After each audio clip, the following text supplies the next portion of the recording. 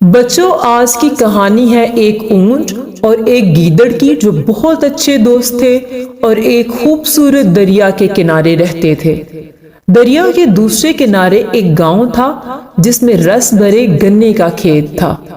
ایک دن گیدڑ کے شیطانی دماغ میں ایک ترکیب آئی تو اس نے اونٹ سے کہا کہ دوست، میں نے سنا ہے کہ دریا کے اس پار گنے بہت ہی زیادہ میٹھے ہیں۔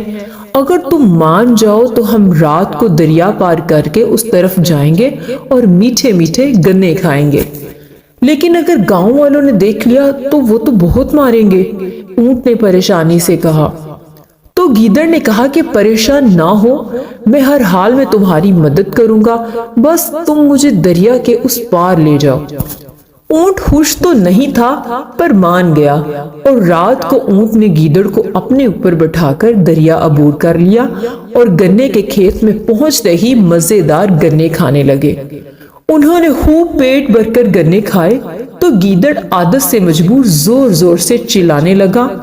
اونٹ نے اسے منع کیا تو گیدڑ کہنے لگا کہ کھانا کھانے کے بعد اگر وہ چلائے نہ تو اس کا کھانا ہضم ہی نہیں ہوتا۔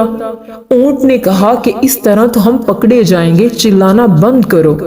لیکن گیدڑ نے اس کی ایک نہ سنی اور اس کے باوجود وہ چلاتا ہی رہا۔ اس کے چلانے کی آواز سن کر گاؤں والے جاگ گئے اور انہیں مارنے کو کھیتوں کی طرف دوڑے۔ چلاک گیدڑ جلدی سے قریب جھاڑیوں میں چھپ گیا اور بیچارہ اونٹ ادھر ہی کھڑا مار کھاتا رہ گیا۔ جب گاؤں والے چلے گئے تو گیدڑ وہاں آیا اور اونٹ پہ ہنسنے لگا کہ وہ اتنا بڑا ہے کہ ضرورت پڑنے پر اپنے آپ کو چھپا بھی نہیں سکتا۔ تب اونٹ نے چلاک گیدڑ کو سبق سکھانے کا سوچا، اور جلد ہی جب وہ واپس آنے لگے تو اونٹ دریا کے بیچ جا کر ڈبکیاں لگانے لگا۔ تو گیدڑ ڈر گیا اور کہا کہ دوست، ایسے کیوں کر رہے ہو، میں گر جاؤں گا۔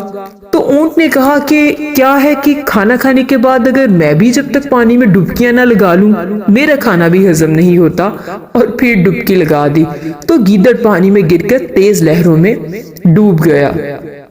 بچوں، اس کہانی سے ہم نے سیکھا کہ کبھی کبھی سزا کے طور پر بدلہ بھی لے لینا چاہیے تاکہ آئندہ ایسا نہ ہو، لیکن بہتر یہی ہے کہ جو برا سلوک کرے اس سے بھی اچھا سلوک ہی کرے۔ اس طرح اللہ دوسروں کے دلوں میں ہماری محبت ڈال دیتا ہے۔